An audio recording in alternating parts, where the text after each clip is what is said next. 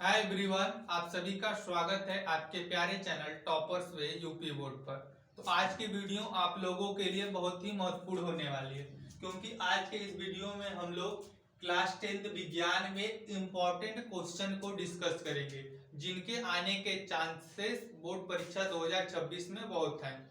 A most repetitive question हमने लिए हैं। आज के जो क्वेश्चन हमने लिए हैं वो केमिस्ट्री सेक्शन में है। केमिस्ट्री सेक्शन के क्वेश्चन लिए हैं, जो कि लॉन्ग क्वेश्चन आता है केमिस्ट्री में 4 और 6 नंबर का, उसमें संक्षिप्त टिप्पणी वाले क्वेश्चन जरूर आते हैं। तो उसी को हम आज डिस्कस करेंगे।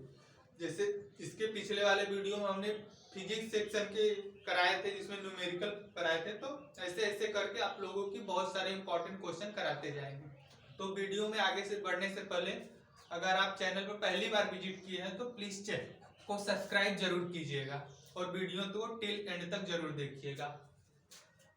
तो हमारा क्वेश्चन है संक्षिप्त टिप्पणी लिखे, जिसमें हमने 5 क्वेश्चन लिए हैं। तो ए नंबर क्या है, वियोजन अभिक्रिया के बारे में हमें लिखना है। तो क्या लिखना है, वियोजन अभिक्रिया। वियोजन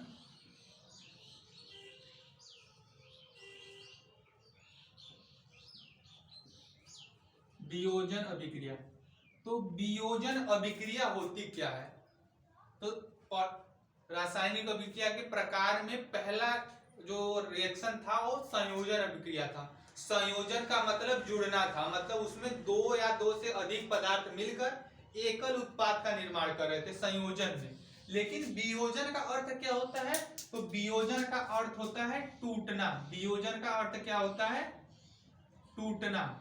संयोजन का उल्टा होता है वियोजन रिएक्शन। तो इसमें क्या होता है, इसमें कोई यौगिक रहेगा, वो 2 या 2 से अधिक सरल पदार्थों में टूटता है। तो सिंपल सी परिभाषा है कि वह अभिक्रिया जिसमें कोई यौगिक 2 या 2 से अधिक सरल पदार्थों में टूटता है उसे वियोजन अभिक्रिया कहते हैं। क्या लिखेंगे कि वह अभिक्रिया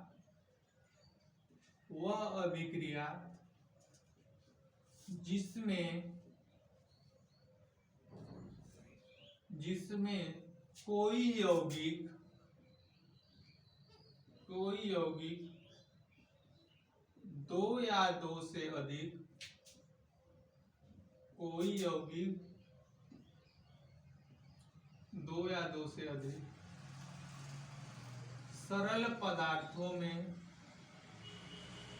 सरल पदार्थों में टूटता है उसे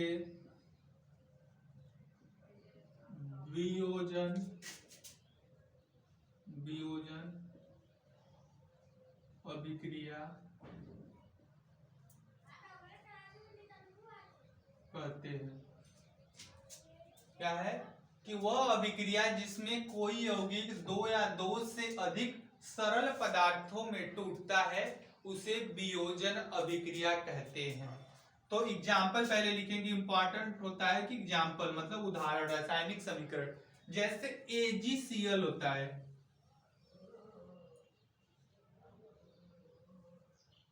AgCl होता है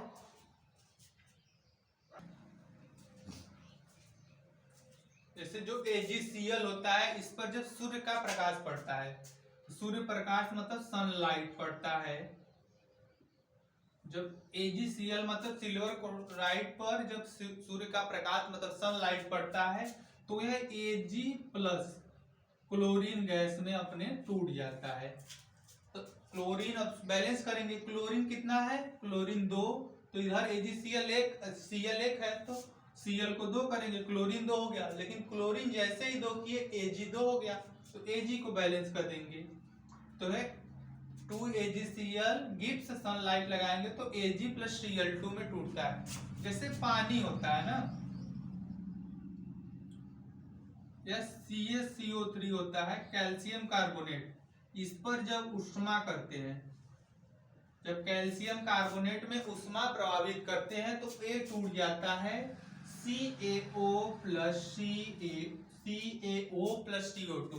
कैल्शियम कार्बोनेट में जब उष्मा प्रभावित करते हैं तो ये क्या होता है, CaO मतलब जिंदा चूना कैल्शियम ऑक्साइड प्लस CO2 में टूट जाता है।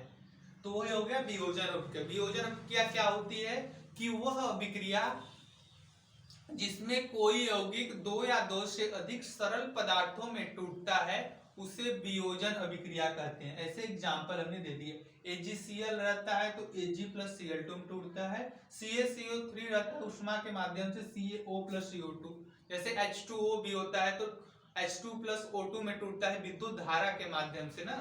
तो दो एग्जाम्पल बहुत है, अगर कोई टिप्पणी वाला क्वेश्चन आए तो उसमें कम से कम दो एग्जाम्पल जरूर रिएक्शन में लिखिए। तो ए नंबर वियोजन अभिक्रिया क्लियर हो गया होगा।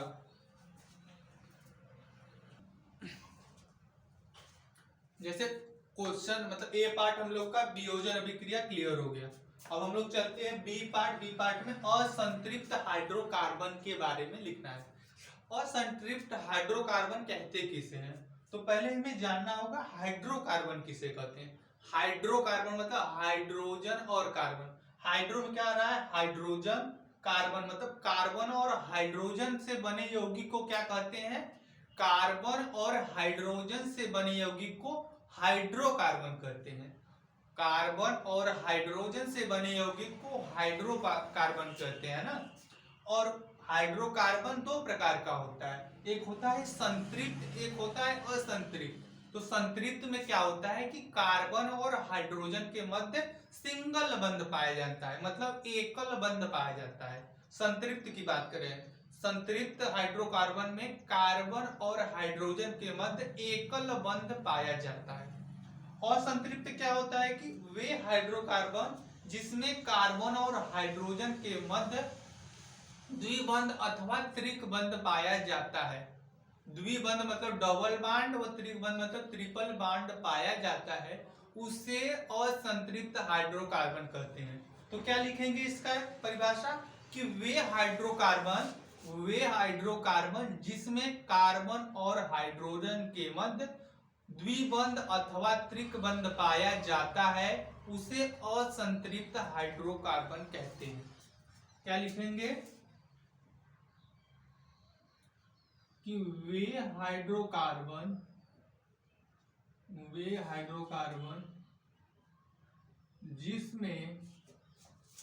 जिसमें कार्बन और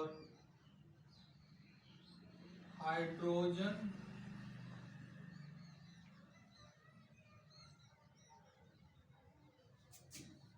कार्बन लिखेंगे ना, वे हाइड्रोकार्बन जिसमें कार्बन और कार्बन के मध्य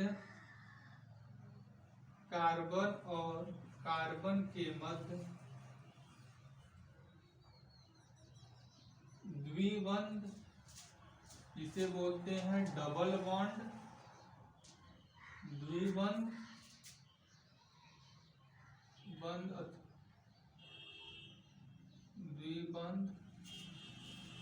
त्रिकबंध, द्विबंध और त्रिकबंध पाया जाता है। त्रिकबंध को कहते हैं ट्रिपल बॉन्ड ना, ट्रिपल बॉन्ड पाया जाता है उसे असंतृप्त हाइड्रोकार्बन कहते हैं।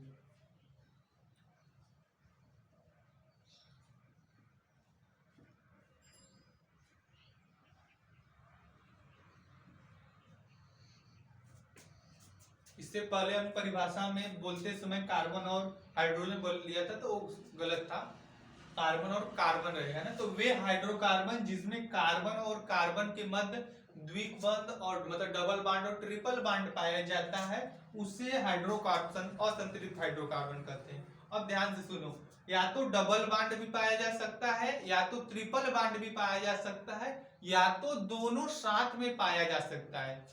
मतलब या तो सिंगल डबल बॉन्ड भी पाया जाए तब पर भी असंतृप्त, या तो ट्रिपल बॉन्ड पाया जाए तब पर भी असंतृप्त, या तो दोनों साथ में पाए जाएंगे तब पर भी असंतृप्त। जैसे एग्जाम्पल क्या है, जैसे CH2 CH2 double bond CH2, जैसे CH2 डबल बॉन्ड CH2, तो इसमें डबल बॉन्ड है तो ये क्या है, असंतृप्त हाइड्रोकार्बन है ना। इसका नाम क्या है, जैसे इसको बोलते हैं एथीन ना। जैसे दो कार्बन है, एक दो, फिर डबल बॉन्ड है तो इन लगता है, एथीन, एथीन। जैसे ट्रिपल बॉन्ड में CH, ट्रिपल बॉन्ड CH, फिर इसको बोलते हैं दो कार्बन, यहां पे नंबरिंग करेंगे, एक दो, तीन है तो एक आइन लगता है ना ट्रिपल बॉन्ड के लिए, दो कार्बन के लिए एथ, फिर आइन, तो एथाइन हो जाता है ना।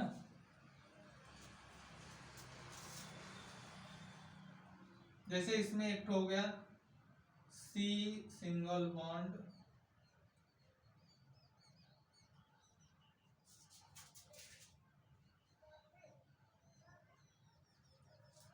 ये हो गया।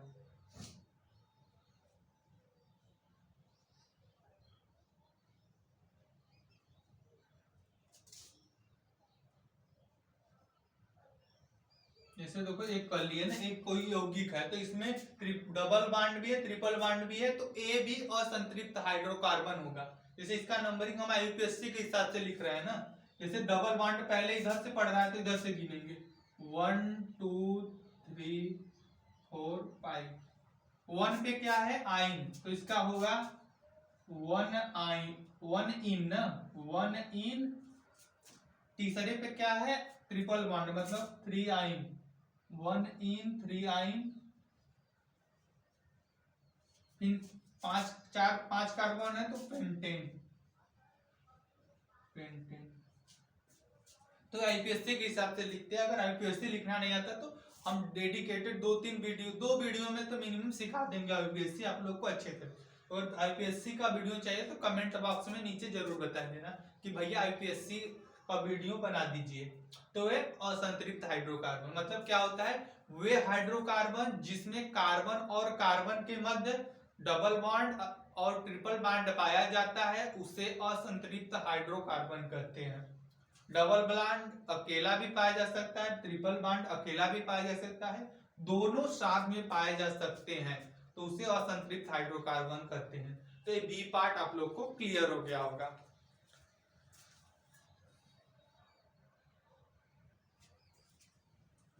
तो हम लोग का बी पार्ट असंतृप्त हाइड्रोकार्बन क्लियर हो गया। तो हम लोग चलते हैं सी पार्ट पे, विकृत गंधिता। इसको नोट नहीं करेंगे ना, केवल समझाएंगे, ध्यान से सुनिएगा। तो विकृत गंधिता का मतलब क्या होता है, विकृत मतलब बेकार गंध, विकृत गंधिता कह सकते हैं गंध बदल जाना, गंध बदल जाना, गंध बदल जाना है, कह सकते हैं बेकार गंध हो जाता है। मतलब किसी खाद्य पदार्थ की वस्तु का गंध बदल जाता है, बेकार गंध, विकृत गंधिता मतलब गंध बदल जाना या बेकार गंध में बदल जाना। तो कैसे बदलता है उसी प्रोसेस को बोलते हैं विकृत गंधिता। तो जैसे विकृत गंधिता कैसे होता है, जैसे कोई खाद्य पदार्थ हम लोग खुले में छोड़ दिए, उसमें बैक्टीरिया वगैरह या वायुमंडल में नमी है, तो उसके जो नमी होती है तो उसको सोख लेती है, वो ऑब्जर्व कर लेती है, तो उसके ऑक्सीकरण से जो उसका स्वाद बदल जाता है। मतलब खाद्य पदार्थ है वसायुक्त, ये जो विकृत गंधिता है फैटी चीजें में ज्यादा देखना, मतलब खाद्य पदार्थ रहेगा या वसायुक्त रहेगा, उसको नमी अथवा वायु की नमी में छोड़ देंगे तो वायु की नमी से वो ऑक्सीजन को ऑब्जर्व कर लेता है, जिससे उस ऑक्सीकरण की प्रक्रिया के दौरान उस चीज का स्वाद बदल जाता है ना। तो लिखेंगे खाद्य पदार्थों अथवा वसायुक्त पदार्थों का वायु की नमी व ऑक्सीजन के ऑक्सीकरण से उसका स्वाद बदल जाने की क्रिया को स्वाद बदल जाना ही विकृत गंधिता कहलाता है। जैसे इसके बचाव के लिए बहुत उपाय करते हैं, जैसे हम लोग जैसे क्रैक्स वगैरह करते हैं ना, जैसे कुरकुरे वगैरह चिप्स वगैरह, तो उसमें लिखा रहता है 3 मंथ वैलिडिटी 6 मंथ वैलिडिटी ना, तो उसमें जैसे वो इसमें क्या भरी रहती है, हवा भरी रहती है, वो किस चीज की हवा रहती है, तो उसमें नाइट्रोजन गैस भरी रहती है ना।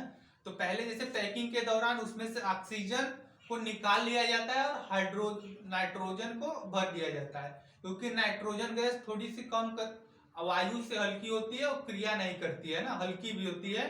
तो इस दौरान से तो कुरकुरे में कौन सी गैस भरी जाती है? कुरकुरे या चिप्स वगैरह जो खाने पीने की वस्तु पैक में आती है,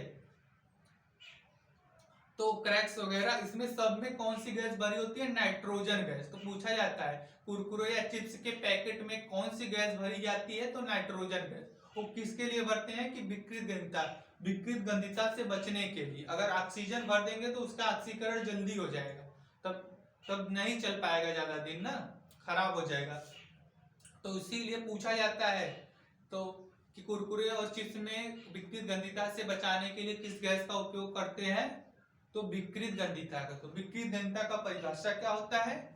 कि खाद्य पदार्थों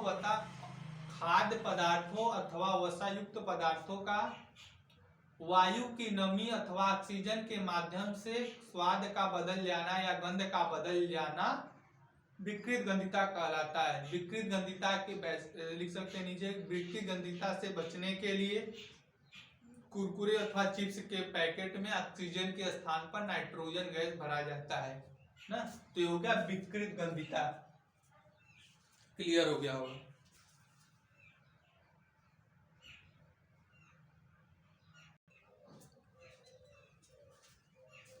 जैसे सी पार्ट हम लोग का विकृत गंधिता क्लियर हो गया। अब हम लोग डी पार्ट पे चलते हैं, पीएच पैमाना।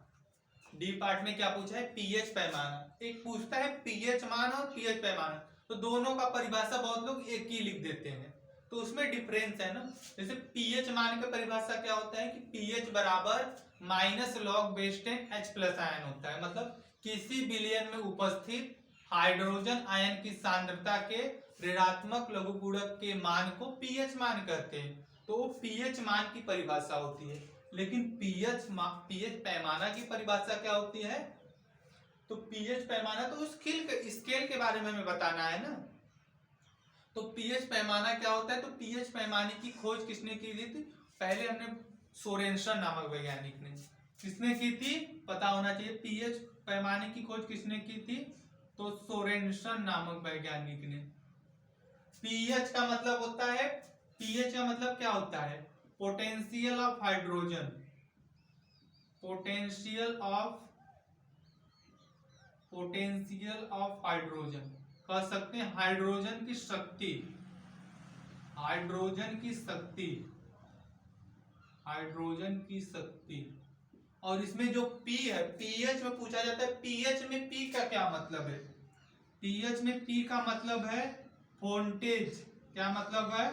फोन्टेज। एक ऐसा शब्द है, तो ये जर्मन शब्द है ना, ये साइड इंफॉर्मेशन पता होना चाहिए।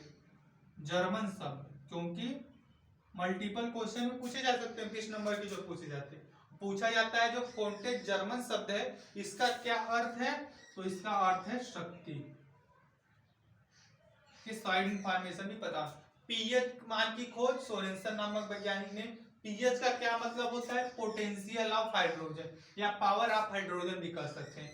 हाइड्रोजन की शक्ति, मतलब किसी विलयन में हाइड्रोजन की शक्ति कितनी है। पीएच में पी का मतलब क्या होता है? फोन्टेज, जिसका अर्थ क्या है? सॉरी, फोन्टेज कौन सा शब्द है? तो ये जर्मन शब्द है। और फोन्टेज का अर्थ क्या होता है? तो फोन्टेज का अर्थ होता है शक्ति। तो हम बात करते हैं पीएच पैमाना क्या होता है। तो पीएच पैमाने की खोज क्या हो गई थी? जैसे पीएच मान निकालते हैं इसके पहले, तो पीएच मान से क्या पता चलता है? विलयन अम्लीय है, क्षारीय है, उदासीन है। पीएच मान से पता चलता है। तो पीएच पैमाना भी वही है, स्केल था कि किसी विलयन की अम्लीय, क्षारीय या उदासीनता प्रकृति को ज्ञात करने के लिए एक पैमाने की खोज की गई थी, जिसे पीएच पैमाना कहा गया था। उसकी खोज किसने किया था? तो सोरेनसन नामक वैज्ञानिक ने किया था। तो परिभाषा कैसे लिखेंगे? कि किसी विलयन की अम्लीय, क्षारीय, उदासीनता प्रकृति को ज्ञात करने के लिए सोरेनसन नामक वैज्ञानिक ने एक पैमाने को विकसित किया, जिसे पीएच पैमाना कहते हैं। क्या लिखेंगे? मतलब किसी विलयन की किसी विलयन की अम्लीय कामा क्षारी अम्लीय कामा क्षारी कामा उदासीनता अम्लीय क्षारी उदासीनता की प्रकृति को ज्ञात करने के लिए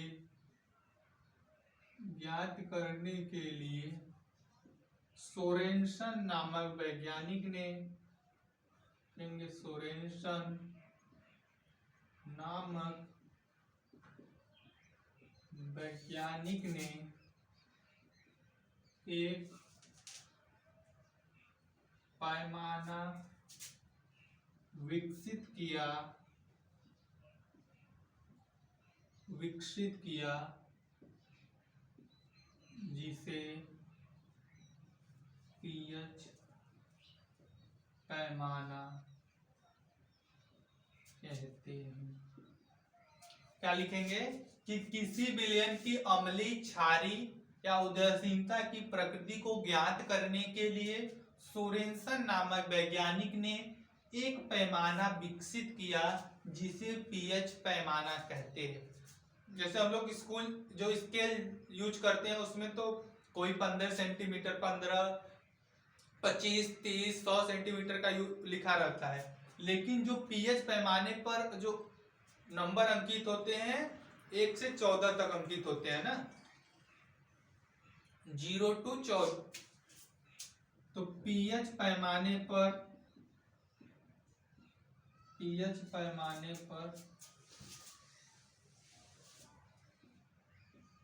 1 से 14 तक अंक अंकित होते हैं।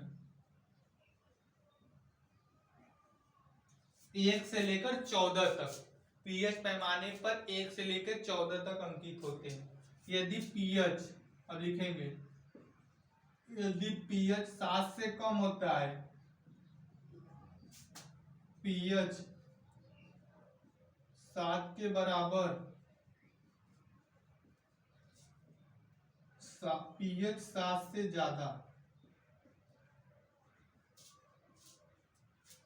यदि पीएच 7 से कम होता है तो अम्लीय होता है ना, अगर 7 के बराबर रहता है तो उदासीन होता है, अगर पीएच 7 से ज्यादा होता है तो क्षारीय होता है।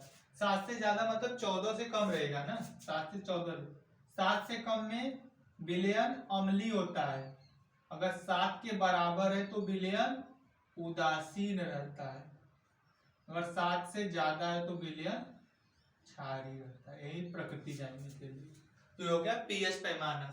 मतलब पीएच पैमाने की खोज सोरेनसन नामक वैज्ञानिक ने किया था। किसी विलयन की अम्लीय क्षारीय अथवा उदासीनता प्रकृति को ज्ञात करने के लिए सोरेनसन नामक वैज्ञानिक ने एक पैमाना विकसित किया जिसे पीएच पैमाना कहते हैं। पीएच पैमाने पर 1 से लेकर 14 तक अंक अंकित होते हैं। यदि पीएच 7 से कम रहता है तो अम्लीय विलयन, पीएच 7 के बराबर रहता है तो विलयन उदासीन होता है, अगर पीएच 7 से ज्यादा होता है मतलब 14 से कम तो विलयन क्षारीय होता है। तो हो गया विलयन मतलब पीएच पैमाना क्लियर हो गया होगा।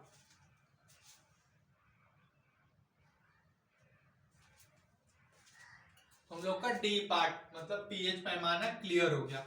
अब हम लोग चलते हैं, मूव करते हैं लास्ट पार्ट ई, मतलब इसमें पूछा है ऊष्माक्षेपी अभिक्रिया। क्या पूछा है? ऊष्माक्षेपी। तो एक होती है ऊष्माक्षेपी, एक होता है ऊष्माशोषी, मतलब दोनों जुड़वा है। तो ऊष्माक्षेपी, क्षेपी मतलब फेंकना, मतलब ऊष्मा, क्या फेंकना? ऊष्मा, ऊष्मा फेंकना मतलब ऊष्मा निर्मुक्त होना ना, और शोषी मतलब सोखना, मतलब ऊष्मा को ग्रहण करना, मतलब और शोषण करना। तो ऊष्माक्षेपी अभिक्रिया क्या होती है कि जिसमें ऊष्मा निर्मुक्त होती है मतलब बाहर निकलती है, तो उसे बोलते हैं ऊष्माक्षेपी। अगर ऊष्मा का अवशोषण होता है तो उसे बोलते हैं ऊष्माशोषी। हमसे क्या पूछा है? ऊष्माक्षेपी अभिक्रिया। तो सिंपल सी परिभाषा है कि वह अभिक्रिया जिसमें ऊष्मा निर्मुक्त होती है, मतलब ऊष्मा बाहर निकलती है, उसे बोलते हैं ऊष्माक्षेपी अभिक्रिया। तो क्या लिखेंगे? वह अभिक्रिया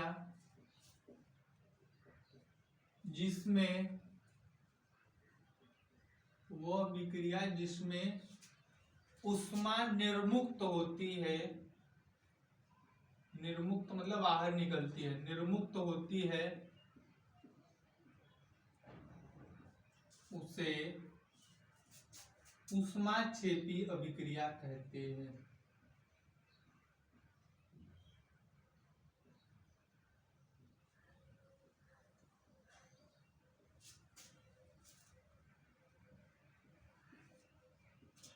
क्या लिखेंगे कि वह अभिक्रिया जिसमें ऊष्मा निर्मुक्त होती है उसे ऊष्माक्षेपी अभिक्रिया कहते हैं, या वह अभिक्रिया जिसमें ऊष्मा बाहर निकलती है उसे ऊष्माक्षेपी अभिक्रिया कहते हैं। तो अभिक्रिया का तो मेन होता है एग्जाम्पल, तो एग्जाम्पल हम लोग कम से कम 2 तो लिखेंगे। जैसे जब कार्बन को ऑक्सीजन के साथ जलाते हैं, कार्बन को ऑक्सीजन के साथ जलाते हैं तो CO2 बनता है। कार्बन कैसा होता है, स्टेट लिखना जरूरी है, मतलब अवस्था। तो कार्बन ठोस अवस्था मतलब यह सॉलिड होता है। O2 कैसा होता है, ऑक्सीजन, तो गैस होता है मतलब G, और CO2 कैसा होता है, गैस मतलब G। अवस्था भी लिखना इंपॉर्टेंट है। मतलब जब कार्बन को ऑक्सीजन के साथ जलाते हैं तो CO2 बनता है, लेकिन परिभाषा कह रहा है कि ऊष्मा निर्मुक्त होती है। तो जब कार्बन को ऑक्सीजन के साथ जलाएंगे तो कार्बन डाइऑक्साइड बनेगा, लेकिन उसमें क्या निकलती है, 94 किलो कैलोरी ऊष्मा, 94 किलो कैलोरी, इसमें 94 किलो कैलोरी ऊष्मा का भी निर्माण होता है। प्लस का मतलब बाहर निकल रहा है, माइनस होता तो अंदर लेता मतलब अवशोषण होता, प्लस का मतलब है निर्मुक्त हो रहा है ना। तो ये है कि 94 किलो कैलोरी ऊष्मा निर्मुक्त हो रही है। अब जैसे दूसरा एग्जांपल लेते हैं हम लोग, जैसे दूसरा एग्जांपल लेते हैं, जो जिंदा चूना होता है CaO, जिसे कैल्शियम ऑक्साइड कहते हैं, अगर उसको पानी में डालते हैं तो खौलने लगता है ना। तो CaO कैसा रहता है, सॉलिड, ठोस अवस्था। H2O लिक्विड, सार्वत्रिक विलायक है, तो इसे L कहते हैं। ये दोनों क्रिया करते हैं जब जिंदा चूना को, मतलब हाँ, जिंदा चूना या बिना बुझे हुए चूने को जब जल में डालते हैं तो क्या बना होता है, बुझा हुआ चूना, CaOH का ट्वाइस, ये होता है जली विलयन, AQ, ये बनता है। और लेकिन क्या होता है, जिससे ऊष्मा का भी निर्माण होता है, जैसे पानी खौलने लगता है ना। मतलब जब जिंदे चूने मतलब कैल्शियम ऑक्साइड को जल के साथ क्रिया कराते हैं तो कैल्शियम हाइड्रोक्साइड, CaOH का ट्वाइस, मतलब बुझा हुआ चूना का निर्माण होता है, प्लस ऊष्मा का निर्माण भी होता है। तो यह ऊष्माक्षेपी अभिक्रिया, कि वह अभिक्रिया जिसमें ऊष्मा निर्मुक्त होती है उसे ऊष्माक्षेपी अभिक्रिया कहते हैं। एग्जाम्पल है C+O2 CO2 plus 94 kilo calorie ऊष्मा, दूसरा CaO प्लस H2O COH का ट्वाइस प्लस ऊष्मा। तो हो गया ऑप्शन ई, हम लोग का भी ऑप्शन ई, मतलब सॉरी पार्ट ई भी क्लियर हो गया। हमने ये पांचों पार्टों को डिस्कस कर लिया। तो उम्मीद करता हूं कि आपको बहुत अच्छे से सभी पार्ट समझ में आया होगा। तो अगर वीडियो को पसंद आया तो वीडियो को लाइक और चैनल को सब्सक्राइब करना जरूर कीजिएगा। तो इसी तरह के लिए इंपॉर्टेंट क्वेश्चन की सीरीज या किसी चैप्टर को पढ़ने के लिए भी चैनल को सब्सक्राइब जरूर कीजिए। अगर आपको किसी स्पेसिफिक टॉपिक की जरूरत है कि हमें उसमें प्रॉब्लम होती है तो उसके वीडियो उसको जरूर कमेंट बॉक्स में कर दीजिएगा कि हमें इसका वीडियो चाहिए, तो हम जरूर बना देंगे उस पर। तो तब तक के लिए मिलते हैं किसी नए वीडियो में नए टॉपिक के साथ। तब तक के लिए जय हिंद, वंदे मातरम।